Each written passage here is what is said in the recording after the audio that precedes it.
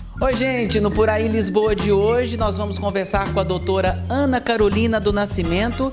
Ela é advogada atuante na área de direito imigratório, revalidação de diploma e legalização de brasileiros. Áreas em que hoje tem recebido uma demanda cada vez mais crescente. Muitos brasileiros estão vindo para Portugal em busca de melhor qualidade de vida e também de oportunidades profissionais. Porém, no meio do caminho existem diversas formalidades que devem ser seguidas para que essa mudança seja cada vez melhor. Nós vamos conversar sobre isso e muito mais com a doutora neste momento.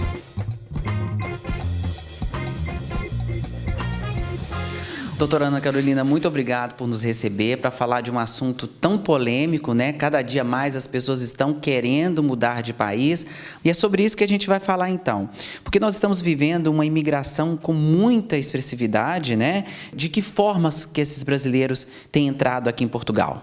Bruno, primeiramente, obrigada pela oportunidade de estar aqui no programa e a gente poder conversar sobre isso um pouquinho, porque é um tema delicado. As formas legais de virem os brasileiros seriam através de processos de nacionalidade, de processos de visto. Existem pessoas que não estão vindo dessa forma, como você falou, e aí no meio do caminho tentam se legalizar aqui. Mas, em princípio, o que nós temos mesmo são a nacionalidade e os tipos de visto que podem ser obtidos.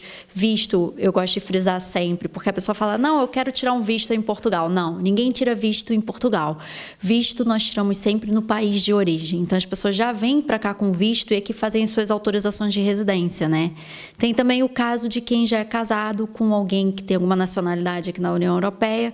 Então, acredito que esses sejam mais ou menos os 3 tipos legais de você vir de uma forma tranquila, sem ter nenhuma preocupação aqui. Certo. Em relação ao estado civil das pessoas, quais são as diferenças na legalização de pessoas solteiras, casadas e também com filhos? Então, falando no caso de uma pessoa que tem nacionalidade. Uma pessoa que tem nacionalidade e é casado. A pessoa chega aqui, já possivelmente espera-se que tenha um casamento transcrito aqui e, em seguida, o cônjuge faz a sua legalização aqui através de um cartão de residência, seja um nacional português ou qualquer nacional de país membro da União Europeia. Uma pessoa que vem com visto, ela vai vir com visto, vai fazer a sua regularização aqui e, ato contínuo, faz o reagrupamento da sua família. Doutora, e falando sobre a questão de nacionalidade, né? Você poderia nos dizer quais são os trâmites para obter, por exemplo, uma nacionalidade portuguesa? Então, isso varia, porque a nacionalidade ela pode ser passada até o neto. A nacionalidade originária, quando tem todos os parentes na cadeia sucessória, aí ela pode ir até o bisavô, quem estiver vivo. Se está vivo o tataravô, o bisavô, o avô, o pai, e a gente vai fazendo um por um na cadeia sucessória até que chegue aquela pessoa. Se tem uma pessoa falecida nessa cadeia sucessória, aí nós temos que fazer só até o neto. Se está todo mundo vivo, os procedimentos são recolher certidão de nascimento e primeiro faz a nacionalidade do que é o filho do português, depois desse filho do português da nacionalidade, faz a transcrição de casamento, tudo para poder tirar do filho do filho. E aí o filho do filho passa para o filho do filho do filho e assim vai. Quando é o caso do neto, não. A lei mudou, tem uns 2 anos, vai fazer 3 anos essa lei mudou, e hoje em dia o neto precisa comprovar laços efetivos com a comunidade e tudo, então são uma série de requisitos bem maiores e eles têm que provar esses laços efetivos por aproximadamente entre 3 e 5 anos. Se a pessoa viver cá, ela prova por 3 anos os laços efetivos com a comunidade. A partir desse 3º ano, ao final desse 3º ano, requer a nacionalidade. Se a pessoa residir fora do país, aí tem uma série de requisitos que eles têm que fazer comprovação num período de 5 anos, para ao final desses 5 anos fazer o requerimento da nacionalidade portuguesa. Como se dá, na verdade, a revalidação dos diplomas, né? E se existem diferenças na revalidação de diploma de um profissional para outro? Então, a questão da revalidação de diploma é uma questão muito delicada. Por quê? Porque a lei acabou de mudar. E a verdade é que a lei mudou, já saiu a portaria que deveria regulamentar essa lei e trazer uma forma mais clara, mais prática do exercício da lei, mas não foi isso que aconteceu. Que a lei traz um processo de revalidação mais célere. Entretanto, existe uma brecha legal de se fazer solicitação de provas e de títulos. E essa questão, então, ainda vai ficar a cargo das faculdades, como acontece hoje com medicina veterinária.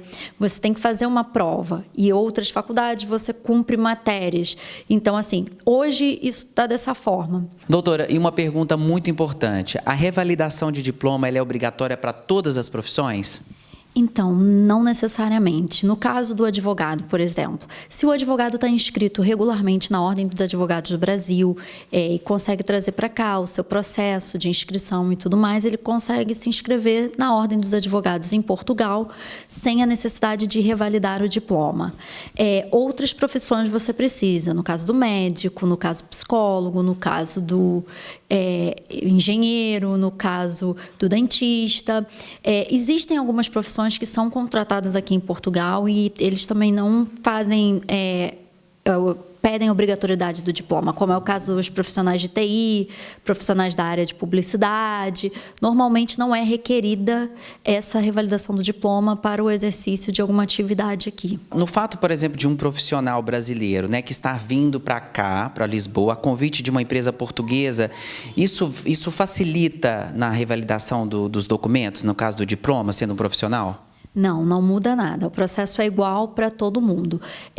Pode ser até um português que cursou uma faculdade no Brasil.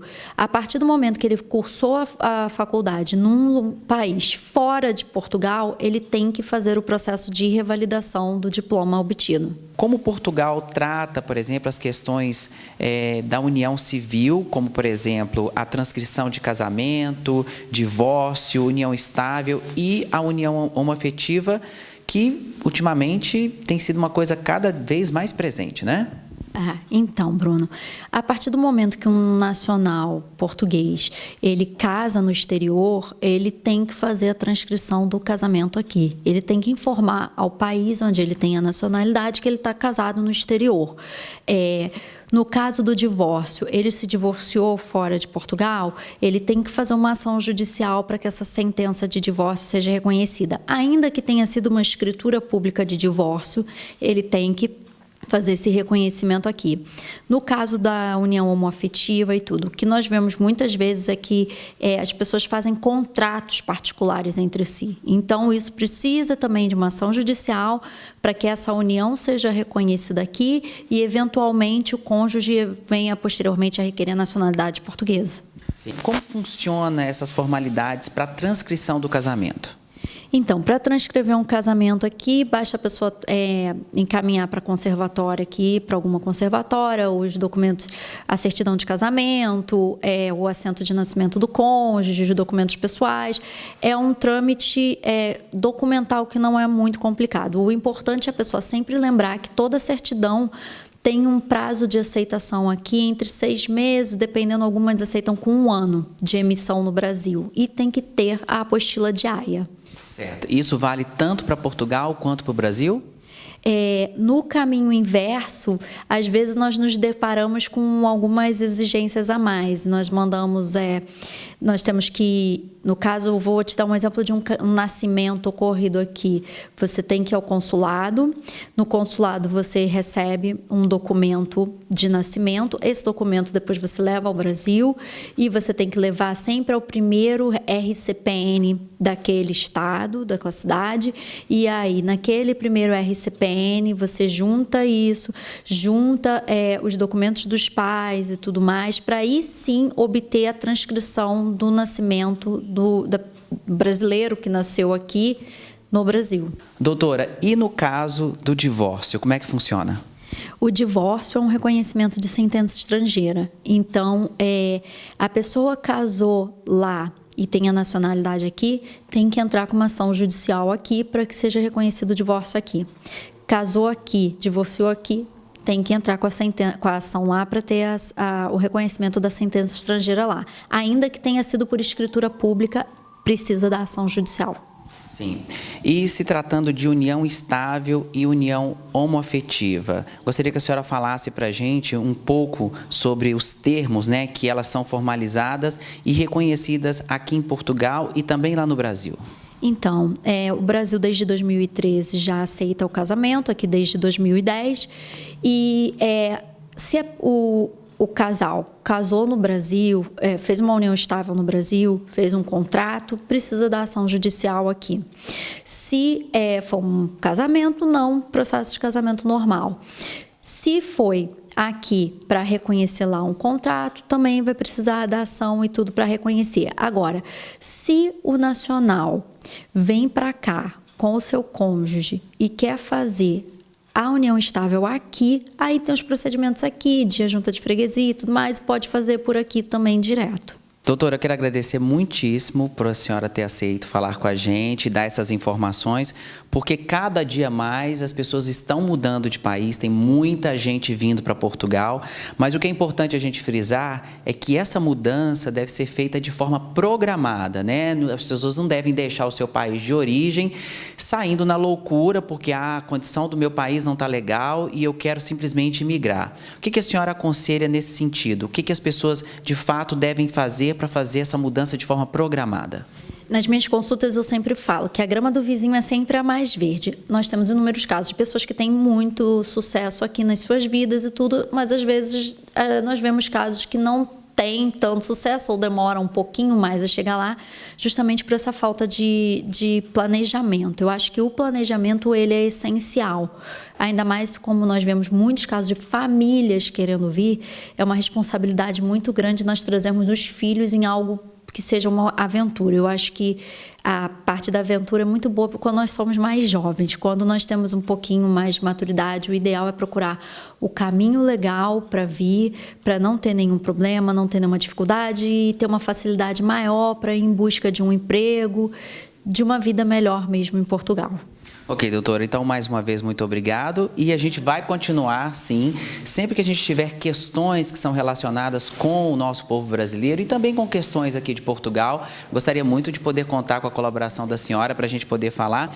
Olha, gente, as informações da doutora Ana Carolina do Nascimento vão estar descritas aqui no vídeo, tá? Não esqueça de dar aquele like na nossa página, de comentar sobre o assunto de hoje e também de partilhar aí com seus amigos, tá? A gente se vê no próximo vídeo. Se você gostou do Por Aí de hoje, deixe seu like, comentários e sugestões. Inscreva-se, ative o sininho para ser avisado sempre que um programa novo estiver disponível em nosso canal. Siga nossas redes sociais para receber conteúdos exclusivos.